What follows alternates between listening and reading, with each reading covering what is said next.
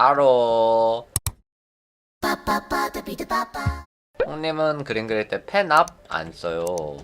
펜압이 두 가지죠. 트랜스퍼 전송을 켜냐 안 켜냐, 또는 펜프레셔 선의 굵기를 쓰냐 안 쓰냐, 둘 다 안 써요. 라인 정리나 막 그런 거 할 때 보통 안 하고, 러프 할 때도 대체적으로 안 하는 편이고, 피랍을 쓰는 게 이쁘거든요. 그림이 살아나려면 적절한 피랍이 표현돼 있는 게 그림적으로는 이뻐요. 그래서 저는 개인적으로 생각함에 있어서 피랍이 들어가서 이뻤다라는 느낌보다는 선의 강약이 조절되어 있는 그 상태, 비슷한 말이긴 한데, 그림의 결과적으로 봤을 때 피랍이 들어갔는가랑 아니면 과정으로 봤을 때 피랍이 들어갔는가랑 그게 좀 약간 그 오묘하게 틀리다고 생각하거든요. 개인적으로 생각했을 때 이 피랍이라는 것이 그림의 완성으로 다가가게끔 하는 방식으로 봤을 때 효율적이지 않다라고 어느 정도 느꼈거든요. 그래가지고 제가 이제 그림을 그리면서 피랍이라는 부분들을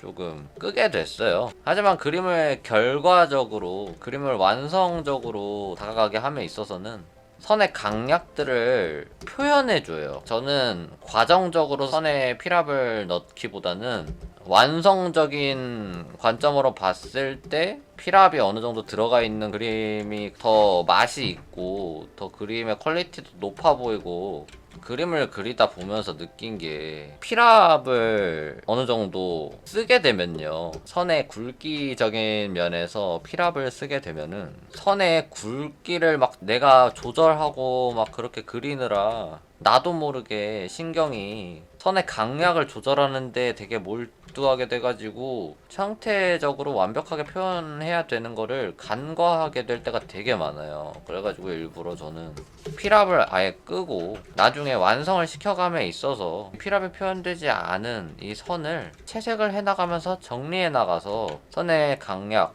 또는 굵기 조절들을 만들어 나가자라는 느낌으로다가 진행을 하는 거거든요. 그래서 그림의 완성도적인 측면으로 봤을 때는 선들이 굵기가 막 좀 굵은 것도 있어야 되고 얇은 것들도 있으면 그림이 당연히 자연스러워지고 풍성한 느낌을 주게 됩니다. 그러니까 제 홍기기 그림 그릴 때 피랍 안 준다, 피랍 주면서 그리면은 그림 쿠소 된다라고 한다 가 아니라, 어차피 완성에 있어서는 선에 강약이 조절이 들어가 있는 그림들이 이쁘긴 이뻐. 그리고 그렇게 그려야 돼, 완성도적으로는. 근데 그거야, 계속 말했지만 그림을 그려나가는 과정에 있어서는 우리가 더 중요한 게 있다라고 생각한다고. 그게 뭐다? 형태다. 형태를 기본적으로 완벽하게 갖추어지지 않은 상태에서 그 서브적인 겉, 멋, 그리고 소스라고 표현될 수 있는 선의 강약들로만 그림에 치덕치덕 발라져 있다면 전체적인 밸런스는 무시하고 그 서브적인 맛들만 중요시하게 되는 그림이 결과적으로 나오기 때문에 완성도적인 측면에서는 효율이 덜했다라는 거죠. 그리고 그거에 대해서는 제가 유튜브에다가 또 정리해서 올렸습니다. 그러니까 나중에 관심 있으신 분들은 한번 유튜브 봐주세요. 왜 피랍 없는 선으로 넘어갔어? 어차피 채색하면서 선 정리 또 하잖아요.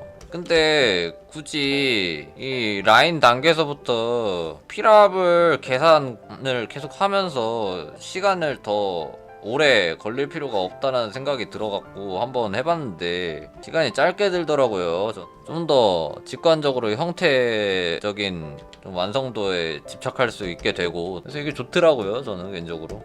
피랍 없는 펜 써봤더니 은근 잘 되더라고요. 근데 이게요, 살짝 테크닉이라고 해야 되나? 약간 기본적으로 선 쓰는 방법 자체도 있다라고 생각이 들더라고요, 그림 그리면서. 보통 다들 라인 그릴 때 피랍을 딱 줘가지고 이런 식의 선으로 선 정리를 하잖아요. 근데 이게 나쁜 건 아니거든. 원래 이렇게 결과적으로 나올 때도 이렇게 라인들의 곡선이 나오면은 멋스러워 보이고 흐름이 좋아 보이잖아. 흐름이 있어 보이니까 그림이 좋아 보이게 되잖아, 다채로워지고 그림이. 근데 이게 그림의 숙련도가 어느 정도 높은 분들은 그다지 나는 필요 없는 얘기라고 보는데, 그림 약간 좀 그린 지 얼마 안 되신 분들이라든지 그런 분들 보면은 이렇게 긋다가 컨트롤 Z 누르고, 이렇게 긋고서 컨트롤 Z 누르고, 이렇게 그거 컨트롤 Z 누르고 뭐 이러잖아. 이 그림을 그리는 데 있어서 숙련도가 높으신 분들은 이렇게 하는 분들이 있을 텐데, 그런 분들은 님들이랑 달라요. 마인드가.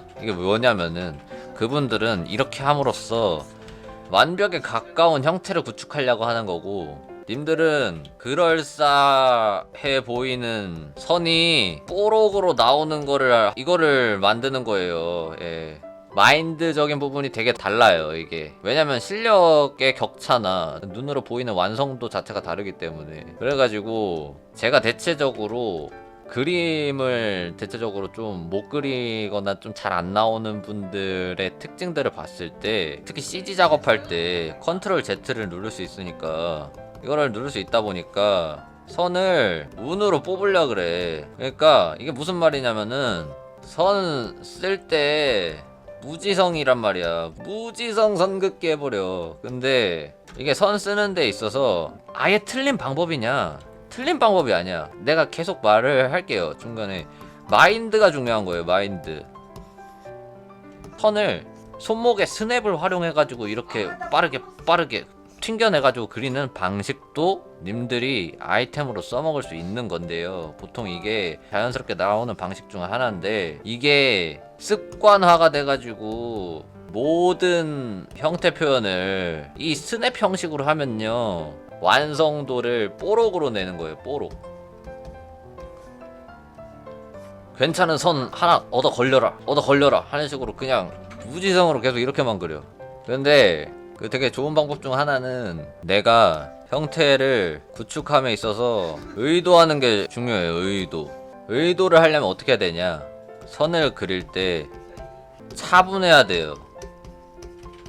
선을 긋는 방식은 되게 많겠지만 전 크게 두 가지로 나눠요. 첫 번째, 빠른 선 긋기. 빠른 선 긋는 건 대체적으로 어느 때 손목에 스냅 활용한 선 긋기죠.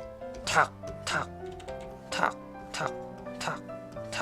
얘네들 또한 장점이 있어요. 어느 때 장점이 있냐? 빠른 선 같은 경우에는 대체적으로 직선에 좀 용이하거든요. 직선이라고 해도 짧은 직선에 좀 그릴 때 용이해요. 짧은 또는 좁은 면적을 순간순간 순발력 있게 구축해낼 수 있어서, 대체적으로 둥근 면적 같은 거나 또는 손 같은 거, 각이 많이 진 형태들 표현할 때 좋거든요. 손가락 그린다고 치면 이런 식으로 스냅 같은 것들을 활용을 해가지고 마디마디를 좀 표현을 해주기가 좀 좋다 이 말입니다. 두 번째는 또 뭐냐면 느린 선이에요. 느린 선. 저로서 이거는 차분한 선이라고 합니다. 차분한 선. 되게 풍부한 곡선을 담을 때 좋아요. 이게 무슨 소리냐면은, 지금 제가 이렇게 라인 워크 할 때 사용하는 선들이 대체적으로 느린 선을 활용을 하면서 그 작업을 하는 거거든요. 이게 뭔 소리냐? 제가 이거 필압을 안 하면서 작업하다 보니까 선의 튕김을 활용을 해가지고 필압이라든지 리듬감 같은 것들을 다 배제했잖아요. 그러다 보니까 튕겨가지고 이런 필압 끝부분에 대한 맛 같은 것들을 제가 신경을 안 써도 되다 보니까 요 정도쯤 되는 넓은 면적들을 한 번에 그어내는 거거든요. 오묘한 곡선들 있잖아요. 이런 오묘한 곡선들. 필압이 없으면은 어색하신 분들은 이렇게 튀어나오고 막 그러잖아. 그러고 또 지우고. 근데 어차피 지우면 되긴 하는데, 결과적으로 봤을 때는 사실 그림이라는 거를 계속 그려보시면은 아시겠지만서도, 그림 그리는 과정에서의 시행착오를 줄이면은 그림이 탄탄해지는 효과가 있어요. 이거는 본인들이 이제 그려가면서 느껴보셔야 되는데, 이 달이나 이런 오묘한 굴곡들 있지 않습니까? 그런 것들 그릴 때 이렇게 스냅 형식으로 이렇게 그려내면은 정확도가 떨어지죠. 그러다 보니까 차분하게 느린 선들을 써가면서 내가 명확하게 어떤 형태를 구축할 것인가에 대한 이성적인 생각을 하면서 선을 그어 나갈 수가 있어요. 그래서 정보들을 더 디테일하고 완성도 높게 표현하기에 되게 용이한 선이라기보다는 선 쓰기 방법이에요. 그런 것들을 그림 그리면서도 그냥 감각적으로 하는 것도 진짜 1차적으로는 정말 중요한데, 만약에 감각적으로 하면서 그림이 잘 나왔다 라고 하면은 그 잘 나왔다 라고 하는 데 있어서의 그 감각을 한번 되짚어 보시면 돼요. 내가 나중에 기억을 해내고 이렇게 잘 그렸었던 이유에는 이렇게 그렸기 때문에 잘 그려졌었어 라고 하는 것들을 떠올리게 되면은 그게 본인들의 이론화가 되는 거예요. 그림 그리는 방법의 이론화. 그래서 공부들을 본인이 그리는 방식이라든지 피지컬적인 것 같은 경우에는 되게 다 감각이라고 느껴지잖아. 감각. 이 감각을 내가 다시 떠올릴 수 있게 이론화 시키면 되게 좋아요. 생각보다 미소녀들 그리는 거에 있어서 설계적으로 이런 감각들을 얘기해주는 것들을 별로 본 적이 없거든요. 사실상 이런 것들도 되게 중요하다고 생각하거든. 이론들 그런 거 보면은 정말 중요한 얘기들이긴 한데 그냥 다 빛. 그죠? 빛. 이런 정보들을 아는 것도 정말 중요하지만서도 우리가 기본적으로 그림을 그리려면은 손을 어떻게 활용해야 될지 알아야 되잖아. 그런 것들부터 섬세하게 캐치해 나가셔야 돼요. 그림은 피지컬적인 요소들이 진짜 생각보다 많은 학문이기 때문에 그런 부분들까지도 생각을 해두면 좋을 것 같습니다. 이 말이 준내 길어졌네. 여튼 그렇다. 예. 저도 그런 것들을 조금씩 정립을 해 나가면서 점점 좀 좋아졌었거든요, 그림이. 결론은 만약에 내가 선 긋는 방법 자체를 그렇게 크게 고려를 하지 않고서 작업을 했었다라고 하시는 분들이라면 한 번쯤은 여러 가지의 선 긋는 방법 같은 것들을 시도를 해보시면서 더 나은 형태들을 구축할 수 있는 효율적인 방법들을 캐치해 나가셨으면 좋겠어요. 예.